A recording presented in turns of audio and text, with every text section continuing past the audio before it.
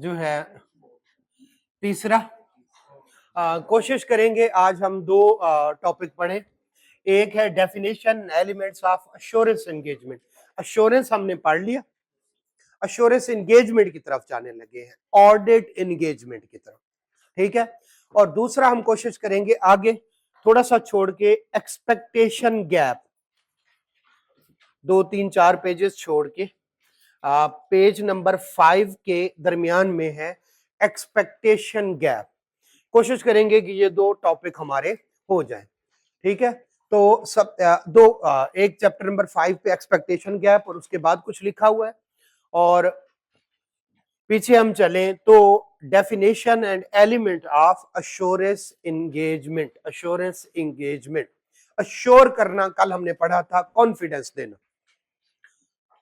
आप कहां से स्टार्ट हुआ, कैसे स्टार्ट हुआ, वो हम बार बार पढ़ चुके हैं। मैनेजमेंट अलहदा है, शेयर होल्डर अलहदा है, और ऑडिटर इन दोनों से इंडिपेंडेंट अपनी फी लेता है और अश्योरेंस प्रोवाइड करता है। अश्योरेंस प्रोवाइडर है, इसको प्रैक्टिशनर भी कहते हैं। इसको क्या कहते हैं? प्रैक्टिशनर। ठीक है, प्रैक्टिस करता है। अब अश्योरेंस प्रोवाइडर और प्रैक्टिशनर ऑडिटर किस चीज के बारे में अश्योरेंस प्रोवाइड करता है? Financial statement. कोई सब्जेक्ट मैटर है, कोई सब्जेक्ट मैटर है जिस पे हमने अश्योरेंस देनी है। तो जब हमारे पास क्लाइंट आता है, कभी कभार शेयर होल्डर आते हैं, कभी मैनेजमेंट में से कोई आ जाता है कि आपने हमारी फाइनेंशियल स्टेटमेंट का ऑडिट करना है, हम उसे कहते हैं जी ठीक है हम कर देंगे, या उसके बारे में पहले तहकीक करनी चाहिए। तहकीक करते हैं, अगर हमें पता चल जाए, क्यों हमारा ये जो सीए में है लिखा हुआ है सिग्नेचर क्वालिफिकेशन, कहीं पे सीए के साथ क्या लिखा होता है? सिग्नेचर। इसका मतलब है हमारे सिग्नेचर की बड़ी अहमियत है। तो अगर ऐसी कंपनी जो पहले फ्रॉड से भरी हुई है, जिसको 10 ऑडिटर ऑलरेडी छोड़ चुके हैं कि ये डाटा ही नहीं देते, ये झूठ बोलते हैं, हर चीज इनकी गलत है, तो क्या हमें ऐसे काम में पढ़ना चाहिए? नहीं। तो हम सबसे पहले मैनेजमेंट के बारे में थोड़ी बहुत तहकीक करते हैं। क्लियर है कि उनकी क्रेडिबिलिटी कैसी है? क्लियर है। शेयर होल्डर या मैनेजमेंट से कोई हमारे पास आया है, दूसरी जो बात हम उनसे पूछते हैं, हम कहते हैं आप फ्रेमवर्क कौन सा यूज कर रहे हैं, क्राइटेरिया क्या है जिस पे फाइनेंशियल स्टेटमेंट बना रहे हैं। मैंने बताया था सच झूठ गलत सही कुछ नहीं होता, क्राइटेरिया होता है। अब किस क्राइटेरिया, एक बंदे को एक बात ठीक लगती है, दूसरे बंदे को वही बात गलत लगती है, दोनों का देखने का नजरिया मुख्य। क्राइटेरिया या फ्रेमवर्क पाकिस्तान में कौन सा है? आईएफआर है। पाकिस्तान में फाइनेंशियल स्टेटमेंट को देखने का, सही या गलत देखने का, क्या कैश बेसिस पे भी बनते हैं? कैश बेसिस पे भी बन सकते हैं। देखिए एक अक्रूवल बेसिस होती है ना, इसका मतलब है कैश बेसिस पे बनी होगी, हम रिजेक्ट कर देंगे। लेकिन अगर कोई कहे कि मैंने कैश बेसिस पे बनाई है, आके इसको चेक कर ले, तो अब हमारा क्राइटेरिया आईएफआरएस नहीं होंगे और होगा। और अगर हमें कोई कहे इनकम टैक्स ऑर्डिनेंस, यानी हमने बनाई है रिटर्न फाइल करने के लिए, आके चेक कर ले, अब हमारा क्राइटेरिया और क्लियर है। तो हम उससे पूछते हैं, सबसे पहले तो मैनेजमेंट को देखते हैं, यहां पे नहीं लिखा हुआ लेकिन हम देखते हैं मैनेजमेंट को देखने का क्या तरीकाकार है। जो कंपनी होती है वो उसकी financial statement Pakistan stock exchange की, हर लिस्टेड कंपनी की financial statement Pakistan stock exchange पे पड़ी हुई है। जैसे ही उनकी फाइनेंशियल स्टेटमेंट्स को, एनुअल रिपोर्ट को, ऑडिटेड रिपोर्ट को खोलते हैं, पहले दूसरे पेज पे उनके डायरेक्टर की क्या आ रही होती है? लिस्ट आ रही होती है। उन डायरेक्टर की लिस्ट को हम एक दफा जाके गूगल पे सर्च करें, सारी लिस्ट आ जाती है। वो क्या करते हैं, क्योंकि आजकल हर कोई बंदा सोशल मीडिया, और जो ये बड़े बड़े लोग हैं मियां मनशा, ये वो लिस्टेड कंपनी के डायरेक्टर, इनकी अच्छी खासी जो है जो है वो जो है कुछ ना कुछ उनके बारे में खबरें आ रही होती है, वो पॉजिटिव भी हो सकती है, वो क्या हो सकती है, कुछ भी किसी तरह से किसी चार्टर्ड अकाउंटेंट को फोन कर रहे हैं, पिछले ऑडिटर को फोन कर ले, भाई कैसे करते हैं। खैर मैनेजमेंट के बारे में भी थोड़ी बहुत हम तहकीक करते हैं, लेकिन जो लॉ कहता है, आइजा आइजा पता है, इंटरनेशनल स्टैंडर्ड, वो कहते हैं कि आपने देखना है सबसे पहले क्राइटेरिया को। किसको देखना है? क्राइटेरिया, फ्रेमवर्क को। और पाकिस्तान में आईएफआरएस। हम उससे पूछेंगे भाईजान आपने किस बेस पे बनाई है? अब दो आंसर हैं, एक है आईएफआरएस की बेस पे, दूसरा US generally acceptable accounting principle के तहत बनाई है। हम किसको कहेंगे तुम ठीक कह रहे हो? आईएफआरएस। भाई पाकिस्तान में बनानी, तुम्हें क्या जरूरत पड़ गई? क्लियर है? और अगर वो कहे सर जी जिसका आप ऑडिट करने जा रहे हैं ये हमने अमेरिका जमा करवानी है, फिर यूएस गैप या गाप जो भी कह लें, ठीक है, उसकी, ठीक है, तो क्राइटेरिया सबसे पहले हम देखते हैं। क्राइटेरिया, फ्रेमवर्क, क्लियर हो गया। अगर वो हमारे लिए एक्सेप्टेबल है, अगर हमारे लिए एक्सेप्टेबल है, फिर आगे बात बढ़ाते हैं, वरना हम बात करते ही नहीं। हम कहते नहीं, अगर वो यूएस गैप, भाई क्यों, ये पाकिस्तान में यूज होनी है। आपके मेजर शेयर होल्डर कहां के हैं? जी पाकिस्तान के हैं। और किस तहत बनाई है? यूएस गैप के मुताबिक। हम कहते हैं यार नहीं, हम आपका ऑडिट करते ही नहीं है, हमें बात ही समझ नहीं आती। तुम्हारा क्राइटेरिया जो, अब जरा लफ्ज सुनिएगा, ये बार बार आएगा, तुम्हारा एप्लीकेबल फ्रेमवर्क हमारे लिए एक्सेप्टेबल नहीं है।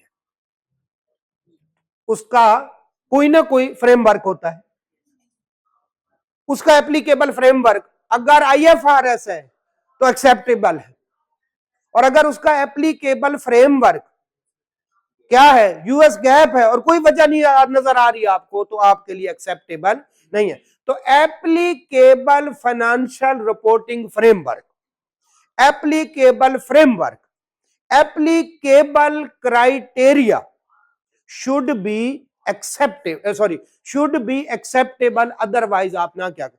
अगर आपको लगे कि रीजनेबल है तो उसको एक्सेप्टेबल रखें, यानी एक्सेप्टेबल होगा तो जाए, वरना जाए ना जाए। कुल मिला के बात यह है, सबसे पहले आप क्या देखते हैं? क्राइटेरिया। क्राइटेरिया करें, किस मैटर पे आपने ऑडिट करना है फाइनेंशियल स्टेटमेंट, उसको कहते हैं सब्जेक्ट मैटर।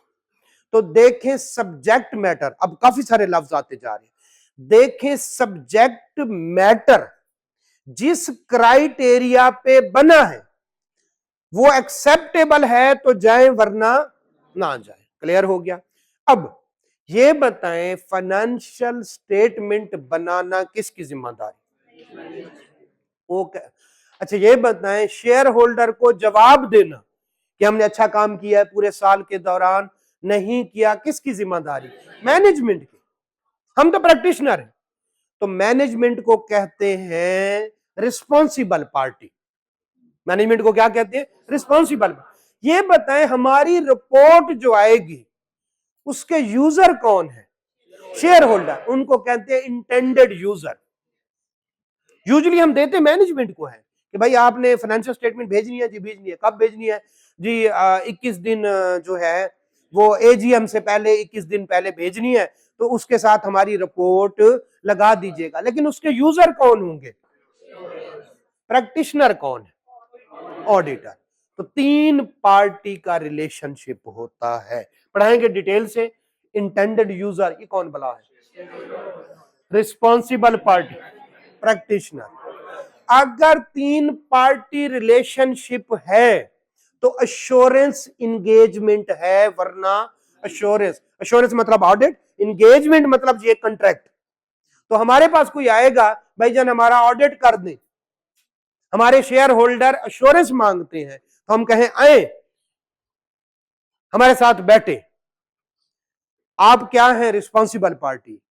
हमारी रिपोर्ट किसने देखनी है? इंटेंडेड यूजर ने। हम कौन है? प्रैक्टिशनर। ये तीन बंदे हैं तो अश्योरेंस एंगेजमेंट है, वरना, इसलिए इसको क्या। क्लियर हो गया? अब आगे चलते।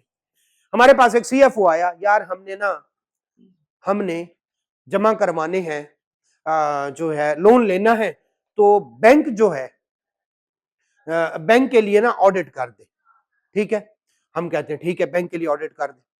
हमने बैंक के लिए ऑडिट किया तो अब भी 3 पार्टीज, बैंक और रिस्पॉन्सिबल बनाने किसने थे, और हम प्रैक्टिशनर। अच्छा जरा अब सुने, उन्होंने कहा, अब मैं आगे बताने लगा, बहुत बड़ा कंसेप्ट बताने लगा। उन्होंने कहा हर दफा ऑडिटर आता है बेइज्जती करता है, यार ये तुम्हारी जो है इंपेयरमेंट ठीक नहीं है। जाहिर है हम करते भी हैं, बाज दफा सीएफओ सामने बैठा होता है, हम कह देते हैं तुम्हें इतना भी नहीं पता था कि तुम्हें लोअर ऑफ कास्ट और एनआरवी पे लेना था। तो अगर जो है सीएफओ सामने बैठा होता है, हम कहते हैं आपने क्यों नहीं लिया, या आप फ्रॉड कर रही हैं या आपको पता नहीं है।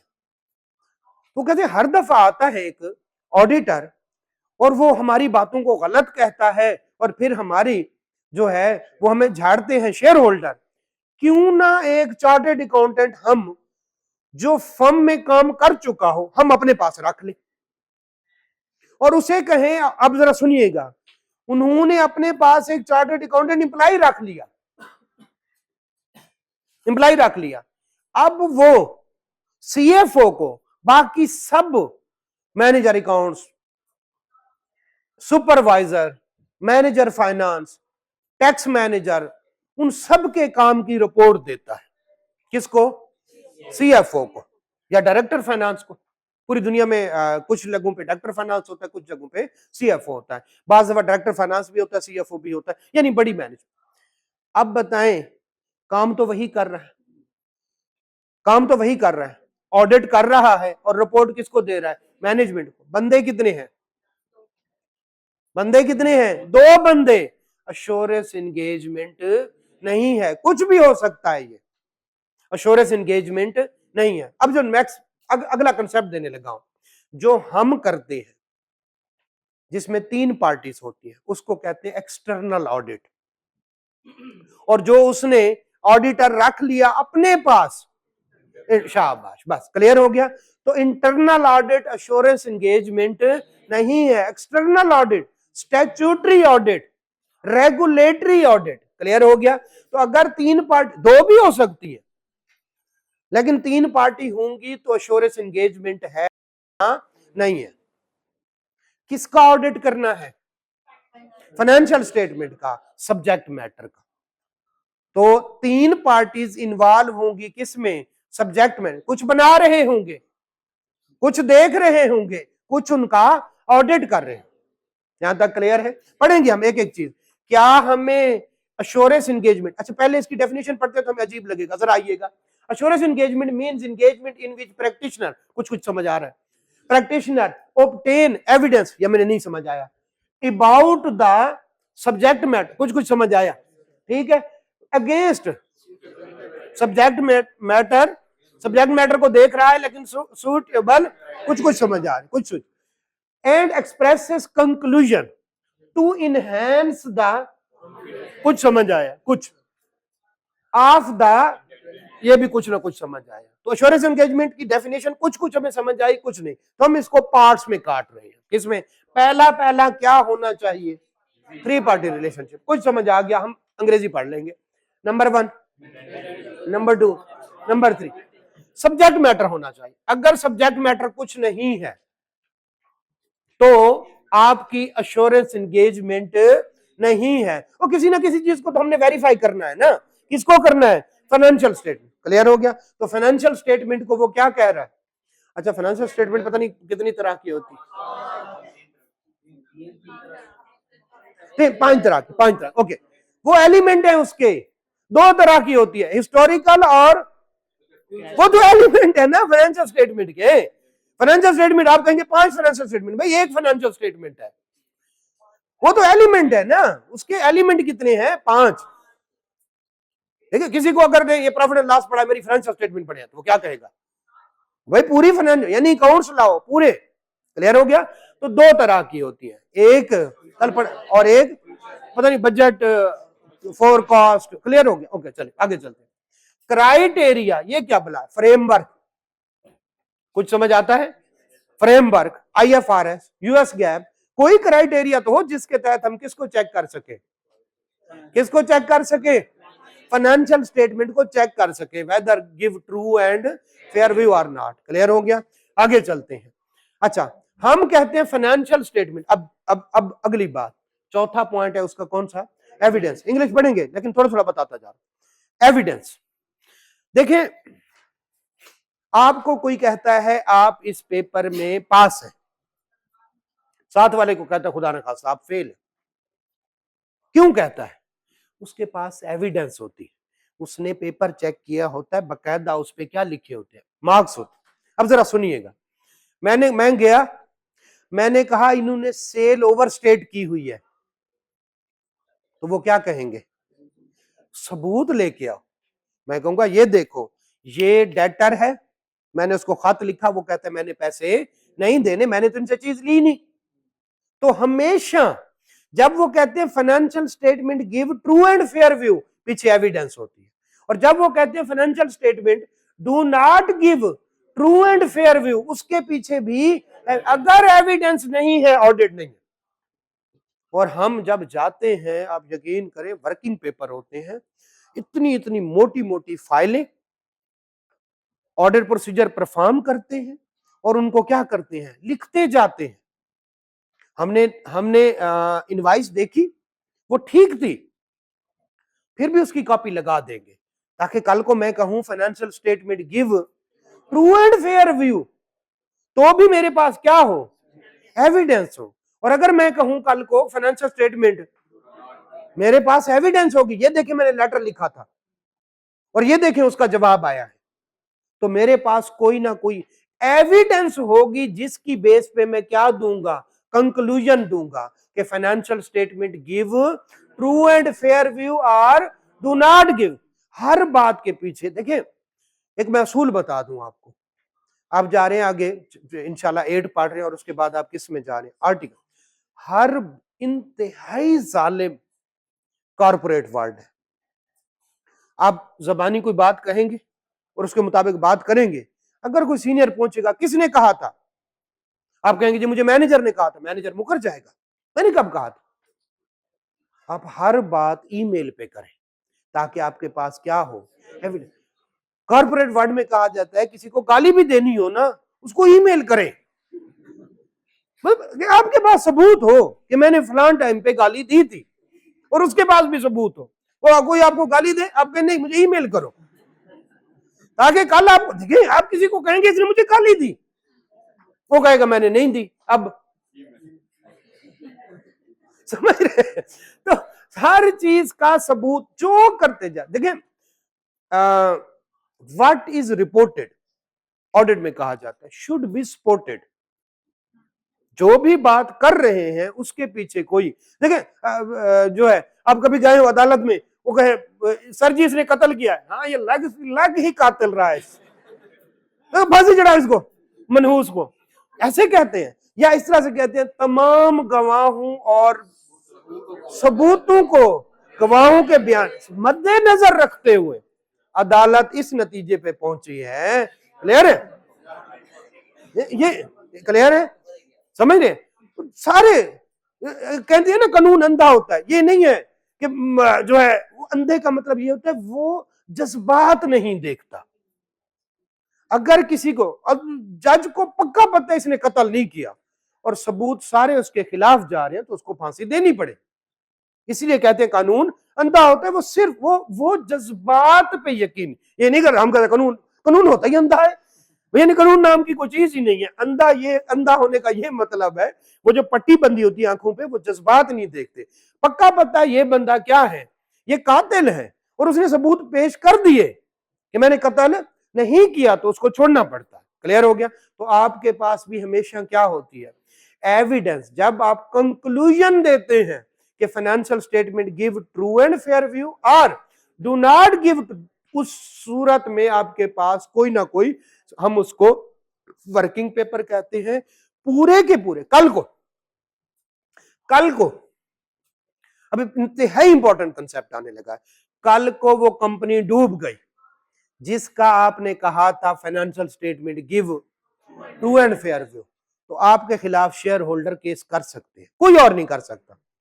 शेयर होल्डर आपके खिलाफ केस कर सकते, आप अदालत में जाएंगे, आप कहेंगे सबसे पहले कि ये देखें, आप कहें आपने उनकी गोइंग कंसर्न सुना हुआ है कि ये कंपनी चलती रहेगी, आपने इस एजम्पशन को किया था, जी सर, कहां है सबूत, ये देखे सर जी, मैंने ये प्रोसीजर परफॉर्म किया था, ये प्रोसीजर परफॉर्म किया, और फिर भी कंपनी क्यों डूब गई, आप कहेंगे sir inherent limitation, inherent limitation. हम किस पे, ये देखें, हमारे स्टैंडर्ड भी यही कहते हैं, पहले दिन इनको हमने समझाया था, हम एब्सोल्यूट एश्योरेंस नहीं, समझ गए ना, हमने सैंपल लिए, अब खुदा का करना ऐसा हुआ कि जो गलतियां थी वो उन सैंपल्स में नहीं आई, और सर जी इनहेरेंट लिमिटेशन, ये साल का काम हम 3 महीने में 2 महीने में कैसे चेक कर सकते, हमारे स्टैंडर्ड कहते हैं आप सैंपल बेसिस पे काम करें, फिर आपकी बचत। लेकिन अगर आपके पास कोई फाइल ना हुई, आपके सर गए थे काम किया था, अल्लाह की कसमें काम किया था, मैं पुराना मैच देख रहा था, मुश्ताक अहमद ने अपील की, ठीक है, और इधर पाकिस्तानी वो थे, अब साथ माइक तब नया नया लगना शुरू होता प्लेयर्स को, ठीक है, तो हाउस आउट आउट है, तो उसको अंपायर को कह, अल्लाह की कसमें आउट है, मैंने झूठ बोलने की जरूरत है अंपायर को कह, तो आप ये नहीं कह सकते भाई, ठीक है, कहते मुझे मुश्ताक अहमद कह रहा था अंपायर से, मुझे झूठ बोलने की क्या जरूरत है, आउट है यार, मैं जो कह रहा हूं, ठीक है, तो भाई आपके पास क्या होनी चाहिए, एविडेंस, अगर एविडेंस है आपकी बचत हो जाएगी, और अगर आपके पास एविडेंस नहीं है तो कहेंगे किस बेस पे तुमने कहा financial statement give true and fair view या do not give and true. आगे चलते हैं, 4 हो गए, 5वां रिपोर्ट देंगे, जो भी बात होगी लिख के देंगे, एक रिपोर्ट होगी आपकी रिटन रिपोर्ट, और उस रिपोर्ट में आप लिखते हैं फाइनेंशियल, कल हमने पढ़ा था रिपोर्ट का एक हिस्सा पढ़ा था, रिव्यू रिपोर्ट का भी पढ़ा था और ऑडिट रिपोर्ट का भी एक में था, in our opinion financial statement give true and fair view all aspect, material, बेटा ये ख्याल रखना है, मटेरियल, ऑल नहीं कहना, हाँ वो एब्सोल्यूट एश्योरेंस हो जाती है, नहीं, मटेरियल एस्पेक्ट, मटेरियल एस्पेक्ट, और दूसरे में था जो है based on our review nothing has come to our attention, ये क्लियर है, यहां तक ओके, चले, नहीं जी हम इसका एक एक लफ्ज पढ़ते हैं, आ जाए जरा, सबसे पहले हम 1 2 3 4 पढ़ेंगे, फिर हम इसकी डेफिनेशन पढ़ेंगे। 3 पार्टी रिलेशनशिप है, ये क्या है बेटा, 3 पार्टी रिलेशनशिप है, जिसमें इंटेंडेंट यूजर आते हैं, the party who require, intended user who required subject matter and assurance report, जिसको दोनों चीजें चाहिए, दैट मे बी, क्लियर हो गया, ओके।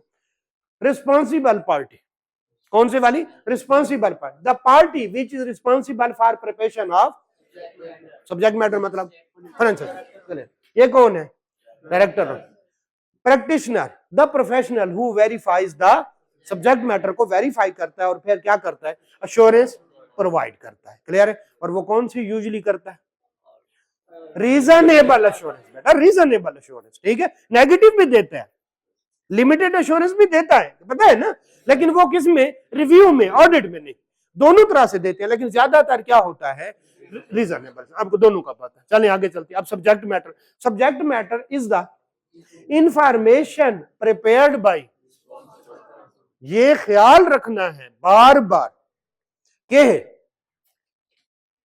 मैनेजमेंट ही क्या प्रिपेयर करते हैं, क्लियर है, is and is verified by the, ठीक है, हिस्टोरिकल भी होती है, तो आज से 2 तरह की, एक हिस्टोरिकल, यूजुअली अब आप तक हिस्टोरिकल पढ़ते हैं, लेकिन कॉस्ट का एक में बजटिंग भी पढ़ा, बजटिंग पढ़ा हुआ है ना, वो कौन से वाली है, फ्यूचर में क्या है, फ्यूचर में, क्लियर है, तो दोनों होते हैं, ये हमें समझ आ गई। अब क्राइटेरिया मींस फ्रेमवर्क या बेसिस, जिनकी बेस पे, देखिए एक जगह वो कहता है रिवैल्यूएशन सरप्लस और एक जगह वो रिवैल्यूएशन सरप्लस नहीं डालता, बेस क्या है, क्राइटेरिया, और इसको क्या, IFRS, इनकम टैक्स ऑर्डिनेंस भी हो सकता है, ठीक है, yes, which is used by the responsible to prepare subject matter, clear है, यानी financial statement, and used by the to evaluate.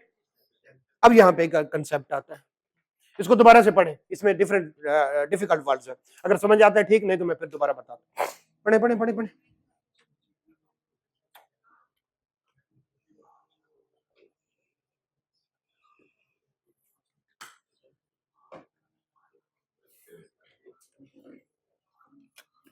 Responsible party भी इसको यूज करती है, इसको प्रैक्टिशनर भी यूज करता है। ये रिस्पॉन्सिबल पार्टी यूज करती है प्रिपेयर करने के लिए, और प्रैक्टिशनर यूज करता है इवेल्युएट करने के लिए। क्लियर है? वो क्लियर है? दोनों में फर्क समझे, दोनों यूज करते हैं, एक प्रिपेयर करने के लिए और एक देखने के लिए कि सही बना है या नहीं बना। चले, तो ये पावर वर्ड्स है। Evidence, evidence is the information used by the practitioner in arriving conclusion के साथ लिखे financial statement give true and fair view और नॉट, ये कंक्लूजन होता है ना।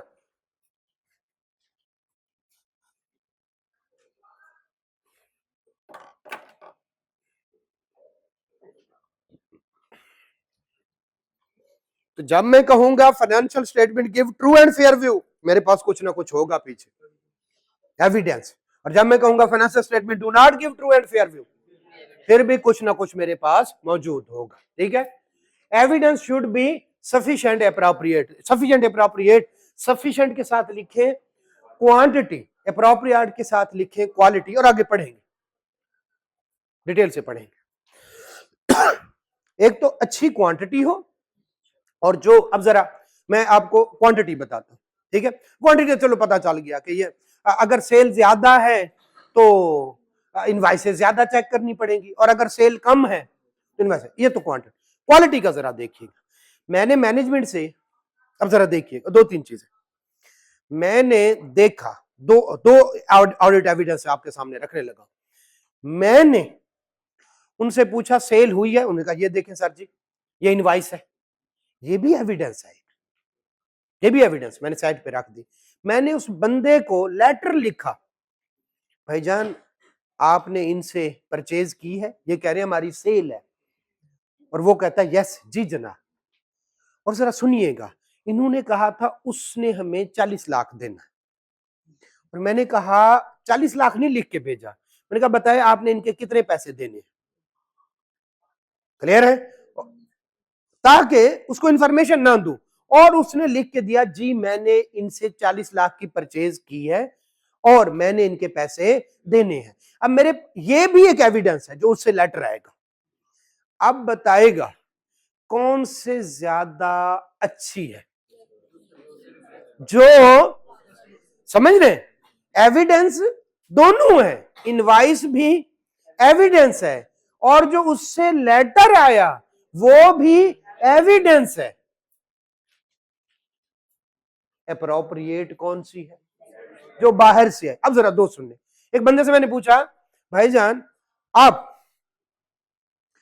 आपने फलाम बंदे ने आपके कितने पैसे देने, कहते 40 लाख। और एक बंदे को मैंने ईमेल की और उसने मुझे ईमेल में जवाब दिया, एक ने मुझे जबानी बताया, एक ने मुझे ईमेल की यानी लिख के बताया, कौन सी बेहतर है? क्लियर हो गया? तो ये सारी फैक्टर है जो एप्रोप्रिएट बनाते हैं, क्वालिटी बेहतर करते हैं। तो एविडेंस तो सारी होती हैं, कुछ क्वालिटी वाइज बेहतर होती है।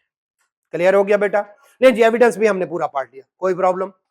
आगे चले, एविडेंस जल्दी से दोबारा पढ़ते हैं। Evidence information used by the practitioner in arriving the conclusion on which report base कर रही है। पीछे कुछ मेरे पास एविडेंस या एविडेंसेस हैं जिनकी बेस पे, एविडेंस क्या होनी चाहिए?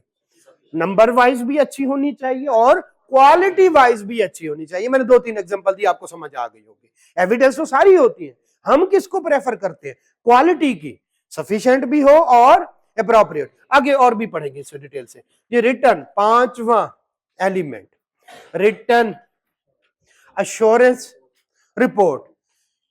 It is a report written in standard format. पूरा एक चैप्टर है जो हमें बताता है कि देखिए मैं जो रिपोर्ट इश्यू करूंगा, मैं वो रिपोर्ट कह रहा हूं जो है जिसमें मैं कह रहा हूं financial statement give true and fair view. वो रिपोर्ट नहीं जिसमें फाइनेंशियल स्टेटमेंट, क्यों सेल्स में गलती है तो भी do not give a true and fair view. मैं कहूंगा सेल में गलती है, किसी और ऑडिटर ने ऑडिट किया तो उसको परचेज में गलती नजर आई, फिर भी फाइनेंशियल स्टेटमेंट, एक और ऑडिटर ने ऑडिट किया वो कहे एसेट ओवर स्टेटेड है। तो जो financial statement do not give true and fair view होती है वो तो डिफरेंट हो सकती है, लेकिन financial statement give true and fair view. मैं इशू करता हूं, केपीएमजी इशू करती है, फर्गूसन इशू करती है, या कोई एक्सवाइजी, सबका फॉर्मेट एक होता है।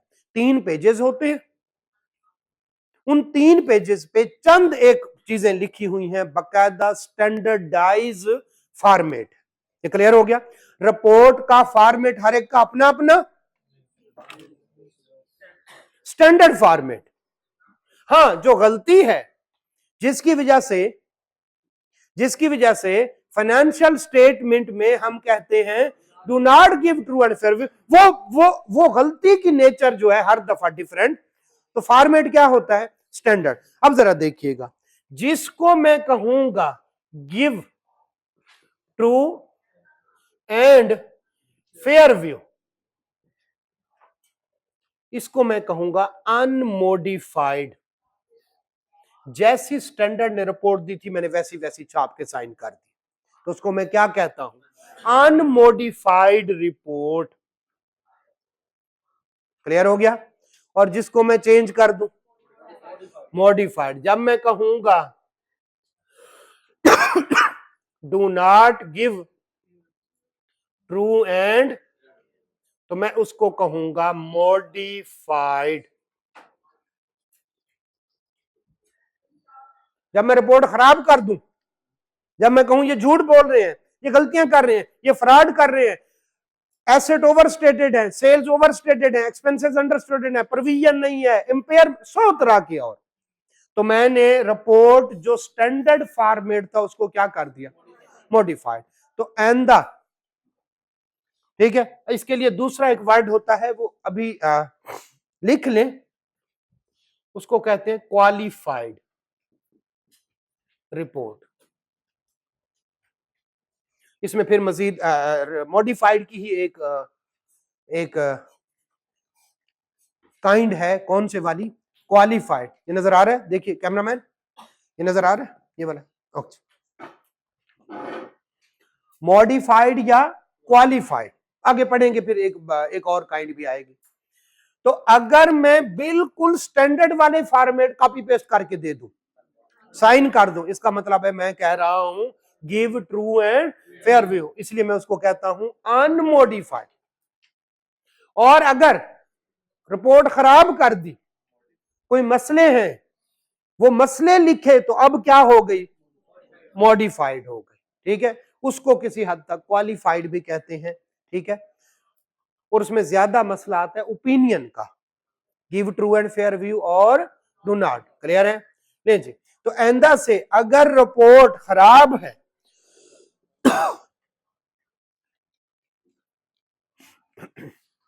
अच्छा, ये रिपोर्ट यहां तक समझ आ गई कि अगर रिपोर्ट ठीक है अनमोडिफाइड, और अगर रिपोर्ट में तो ना कहे फाइनेंशियल स्टेटमेंट में गलतियां और वो मैं बता रहा हूं, तो कौन से वाली? मॉडिफाइड या क्वालिफाइड। अच्छा, यूजुअली इसका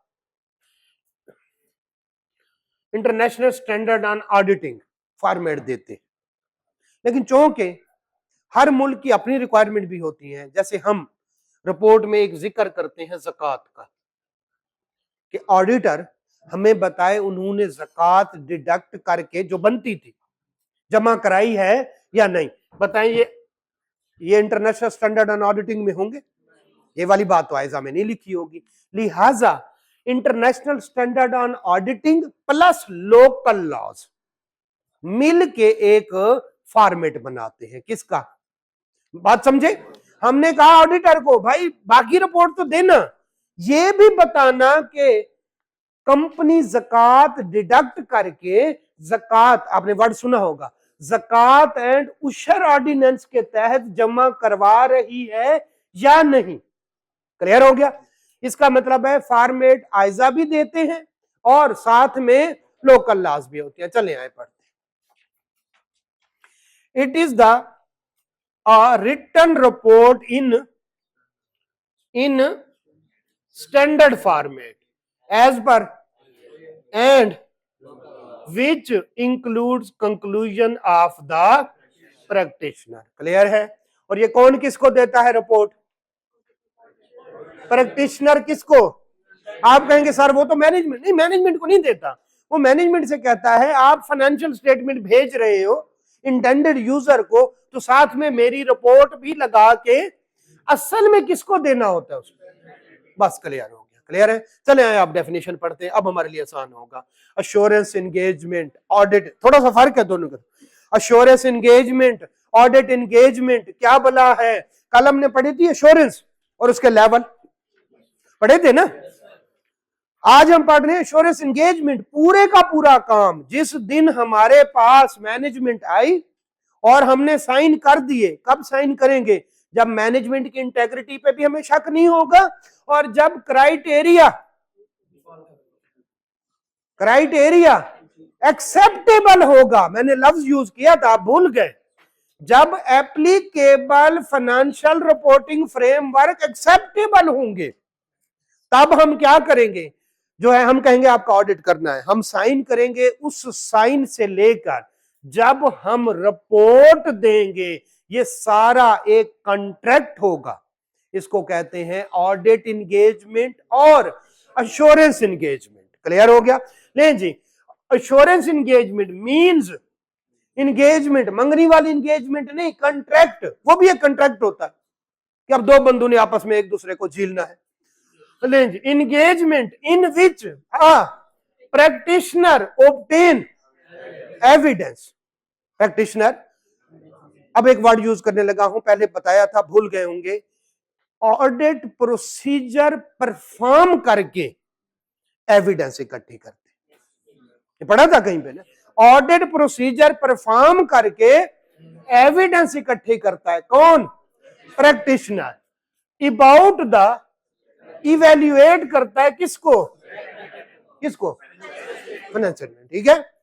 against and his conclusion report give true and fair view, do not give conclusion to enhance, ताकि कॉन्फिडेंस बढ़ जाए ऑफ द इंटेंडेड यूजर को। फाइनेंशियल स्टेटमेंट दे, फेंक देगा, फाइनेंशियल स्टेटमेंट के साथ ऑडिटर रिपोर्ट लगी होगी तो बड़े ख्याल से रखेगा, हाँ अब ठीक है, क्योंकि किसी बंदे ने 2-3 महीने काम करके और प्रोसीजर परफॉर्म करके मुझे बात बताई है कि ये ठीक है।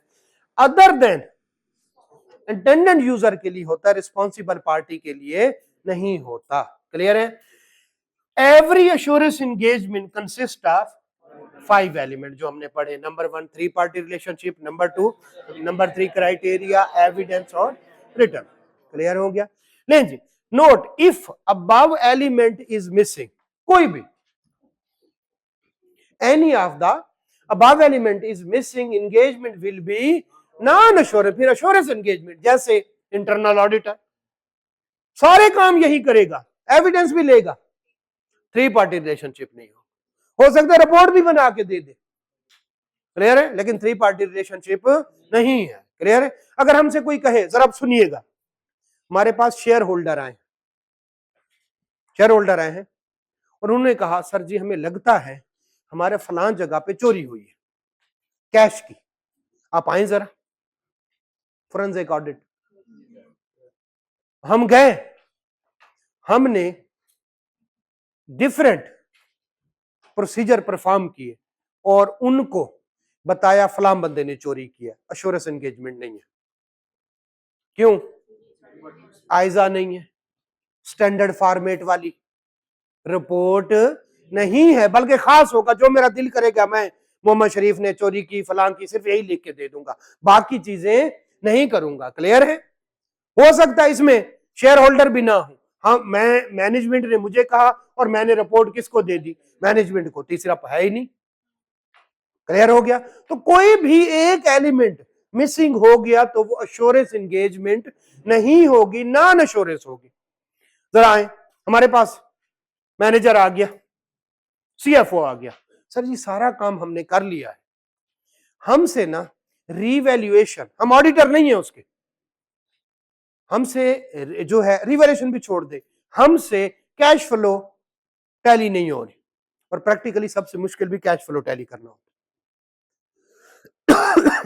मेरे अपने मैनेजर सारा कुछ कर लेंगे, कैश फ्लो पे आकर रुक जाएंगे, वो मुझे एक आध 2-4 घंटे लगा के कैश फ्लो टैली करके फिर दो। खैर हमसे कैश फ्लो टैली नहीं हो रही, सर इतने पैसे ले ले कैश फ्लो टैली कर दे। क्या एश्योरेंस एंगेजमेंट है?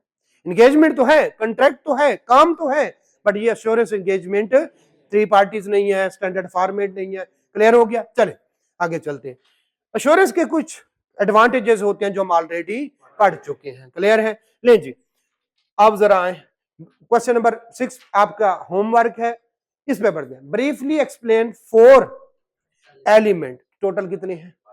कोई से 4 ऑफ एन एश्योरेंस। कब आया है? कितने का? मुफ्त के मार्क्स, मुफ्त के मार्क्स अगर आपको याद है। और अगर आपको याद नहीं है, देखिए हम आपको समझा सकते हैं, एक एक लफ्ज याद नहीं करा सकते, वो आपने खुद करना है। चले इसका मतलब है रट्टे वाला क्वेश्चन भी आ जाता है। आगे चलते हैं, दूसरा हमारा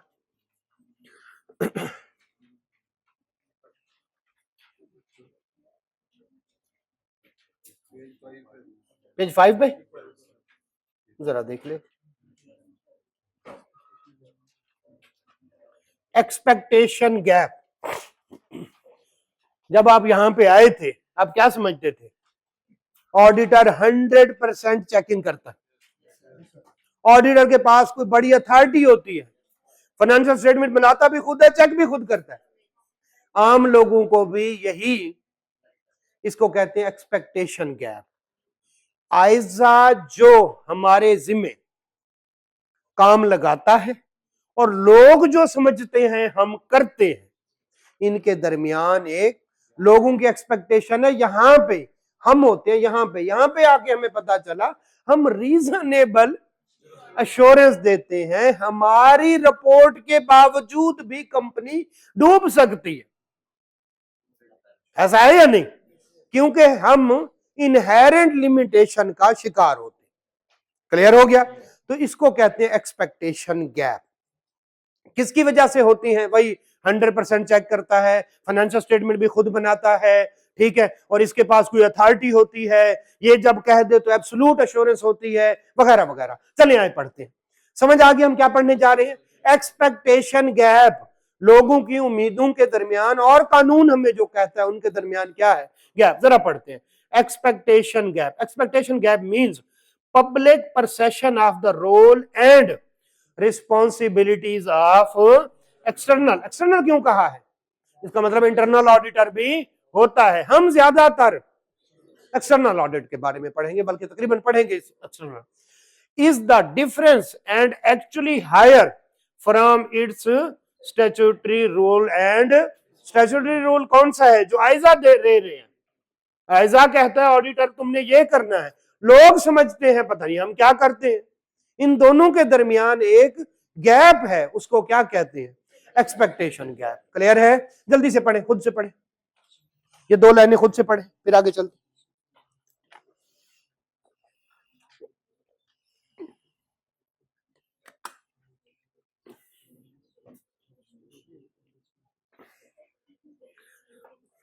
अब लोगों की क्या एक्सपेक्टेशन है? हम 100% एश्योरेंस देते हैं।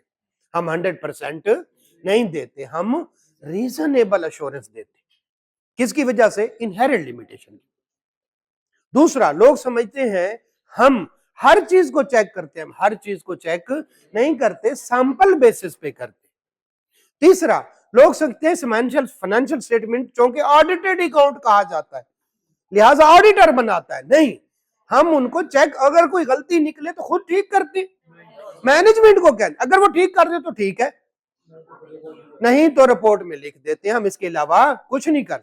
लोग समझते हैं कि जनाब ऑडिटर को बहुत बड़ी तोप चीज है। नहीं, ऑडिटर सिर्फ जो आइजा कहते हैं, इंटरनेशनल स्टैंडर्ड ऑन ऑडिटिंग, उसके मुताबिक प्रोसीजर परफॉर्म करता है और बस, इसके अलावा उसका काम नहीं है। यस, उसकी वजह से काफी सारी चीजें।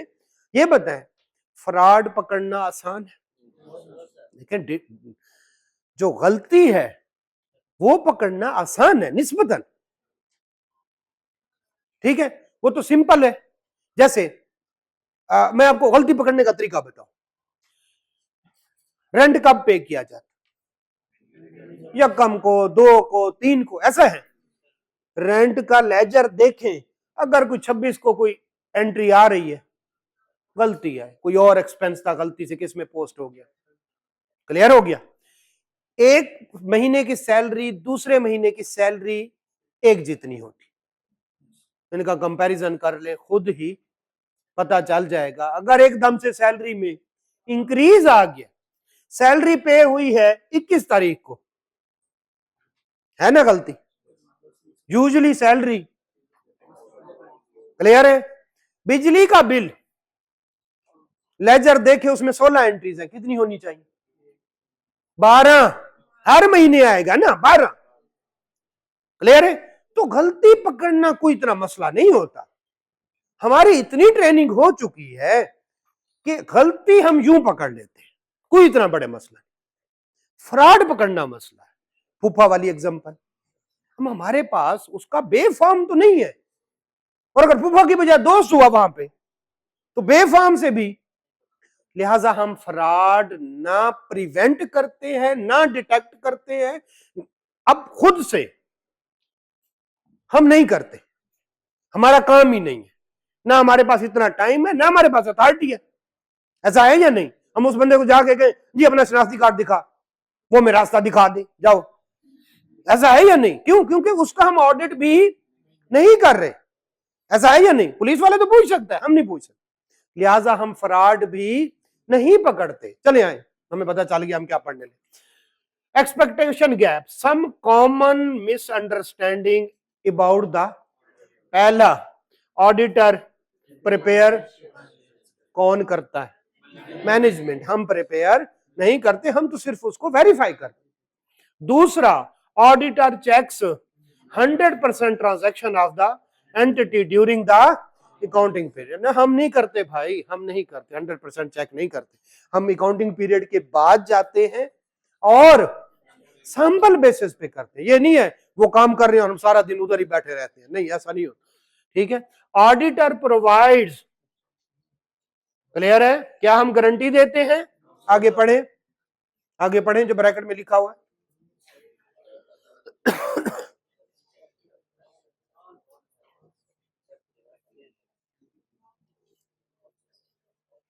Can be relied for all decision. नहीं नहीं भाई, डिसीजन लेना है तो हमारी बात सुन ले। हम रीजनेबल अश्योरेंस देते हैं। हम जो है, बार बार में ये बात हो रही है, चलिए आ जाए।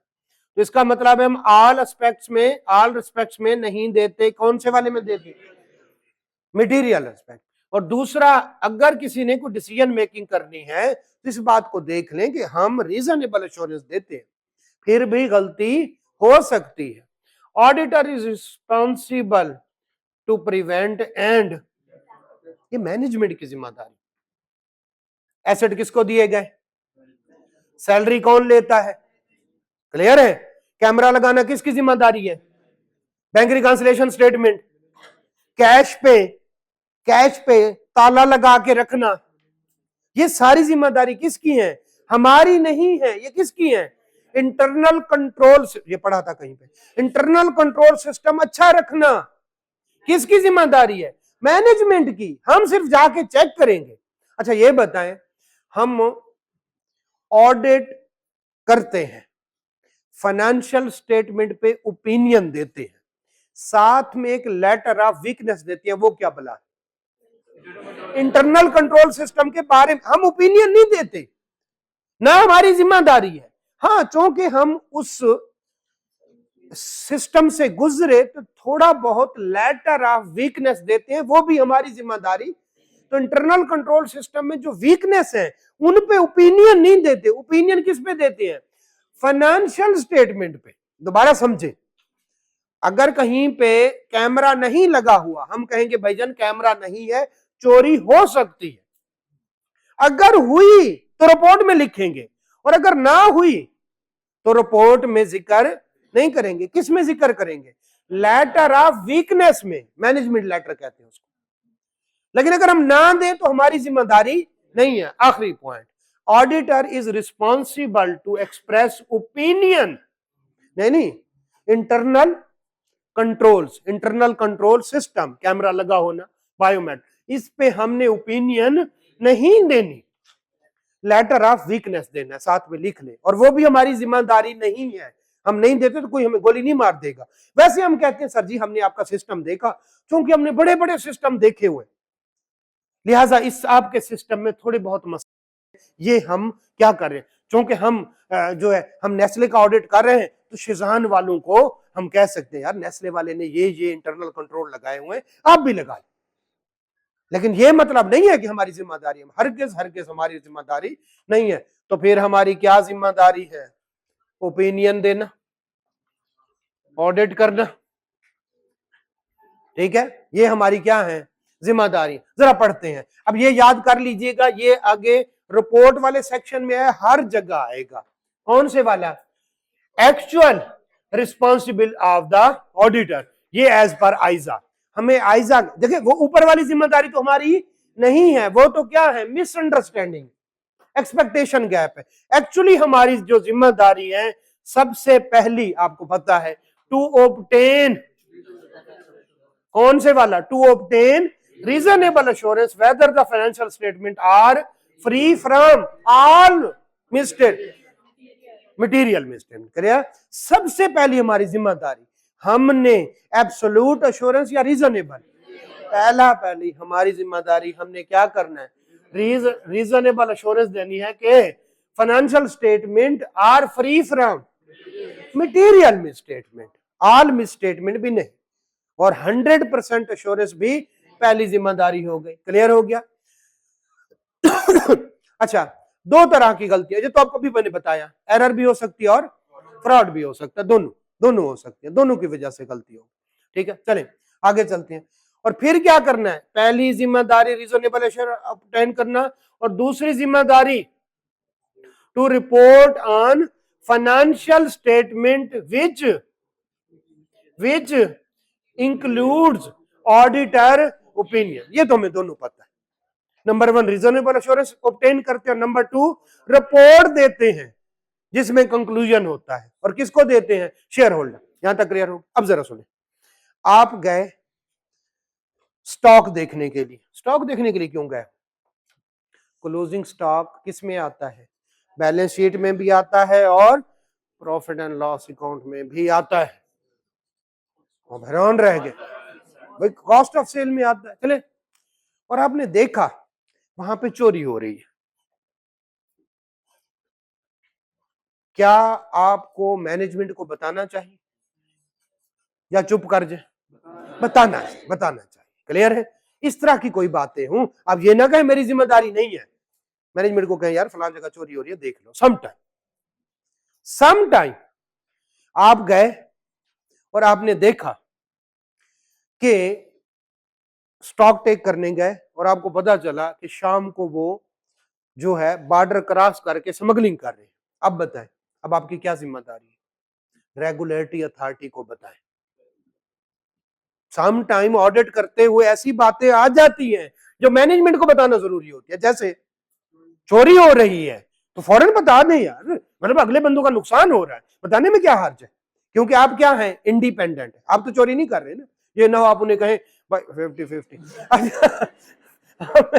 ठीक है, अब आपने देखा, आप स्टॉक टेक करते हुए आपने एक बोरी को हिलाया तो उसमें से लाश निकली, आप कहें अच्छा इसको काउंट नहीं करना, बस आगे चलो। बोरी में कहे केमिकल नहीं था बल्कि एक लाश निकली, नहीं भाई करीबी थाने में जाके रिपोर्ट करें। क्लियर है? तो सम टाइम आपकी दो रिस्पॉन्सिबिलिटीज तो है, रीजनेबल एश्योरेंस आपने ऑब्टेन करनी है, और दूसरा आपने क्या करना है?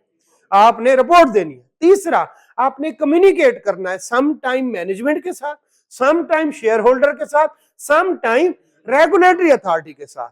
कानून कभी कभार कहता है, कभी कभार आइजाज भी कहते हैं कि जनाब आप क्या करें, कम्युनिकेट करें। तो 3 रिस्पॉन्सिबिलिटीज है, इसके अलावा हमारी कोई, to communicate auditors finding as required by आइजा, और इसके साथ आगे ब्रैकेट में लिखे कौन से वाले? रेगुलेटरी अथॉरिटी भी कहते हैं कि अगर कोई देखें आपने देखा वो स्मगलिंग कर रहे हैं, अब ये नहीं कहेंगे मेरी रिस्पॉन्सिबिलिटी नहीं है, आपको चाहिए कि फौरन मनी लॉन्ड्रिंग कर रहे हैं, तो आपको चाहिए किसको बताएं? ठीक है, अगर रेगुलेटरी अथॉरिटीज कहते हैं तो आइजा जो कहता है वो कम्युनिकेट करना ऑडिटर फाइंडिंग्स किसको? डायरेक्टर्स को, रेगुलेटर्स को। रेगुलेटर्स कौन? गवर्नमेंट, गवर्नमेंट वगैरह।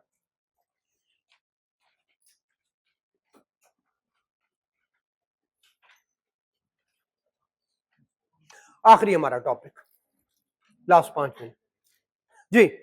अब चले, ये तो हमारी जिम्मेदारी हो गई। अच्छा, ये याद करेंगे 3, इनमें मजीद इजाफा होगा आगे। फिलहाल 3 है, रीजनेबल एश्योरेंस, ये पावर वर्ड है, कंक्लूजन या ओपिनियन, और तीसरा कम्युनिकेट करना एज पर आइजा, फाइंडिंग्स कम्युनिकेट करना, ये फाइंडिंग्स ही है सारी। अब आते हैं मैनेजमेंट की रिस्पॉन्सिबिलिटी। सबसे पहले रिस्पॉन्सिबिलिटी, फाइनेंशियल स्टेटमेंट किसने प्रिपेयर करनी? इंटरनल कंट्रोल सिस्टम, ताकि ना एरर हो सके ना फ्रॉड हो सके। किसकी जिम्मेदारी? ये 2 मेन जिम्मेदारी।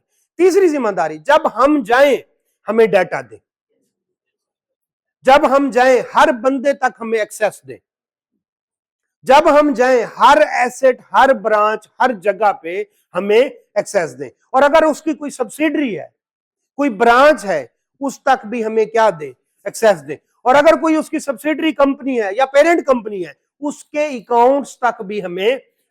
3 जिम्मेदारियां ऑडिटर की, 3 जिम्मेदारियां मैनेजमेंट की। मैनेजमेंट की पहली जिम्मेदारी फाइनेंशियल स्टेटमेंट उन्होंने बनाना, इस तरह से बनाए कि वो इंटरनेशनल अकाउंटिंग स्टैंडर्ड या IFRS, international financial reporting standard के मुताबिक हो, या जो क्राइटेरिया है उसके मुताबिक हो, सही हूं, रेकलेसली ना वो करे। अच्छी, ये उसकी जिम्मेदारी। Profit and loss, balance sheet, हर चीज। दूसरी जिम्मेदारी, ऐसा सिस्टम बताए, ये कैश पड़ा है तो ताला लगाए, और जो है क्या नाम है, स्टॉक पड़ा है, कैमरा लगाए, ताला लगाए, सिक्योरिटी गार्ड रखे। कंपनी के एसेट खड़े हैं तो उनको बकायदा उनको धूप से, बारिश से, ये सारा किसने करना है? टाइम पे बंदे आए, बायोमेट्रिक किसने लगाना है? ताकि वो उनका टाइम शीट सही तरह से, सैलरी, हायरिंग, फायरिंग, ये सारे किसने करना है? इसको इंटरनल कंट्रोल करते हैं। प्रॉपर इंटरनल कंट्रोल मेंटेन किसने करना है? फ्रॉड से किसने बचाना है? मैनेज। एरर से किसने बचाना है? मैनेजमेंट। और हमें भी सारा डाटा, सारा कुछ चाहिए। चलिए जी, पढ़ते हैं जल्दी से। आखिरी हमारे पास जो है ये 2-3 मिनट बता रहा है, ये कह रहा है टाइम पूरा हो गया। चले ठीक है, चलिए ये पढ़ के आइएगा, ये वही वाली बात है। नंबर 1 देखिए, सिंपल इतना। Number 2, internal control. Number 3, to provide auditor with relevant information. ये चलो पढ़ के आइएगा, कोई क्वेश्चन हो तो मुझे बताइए। चले।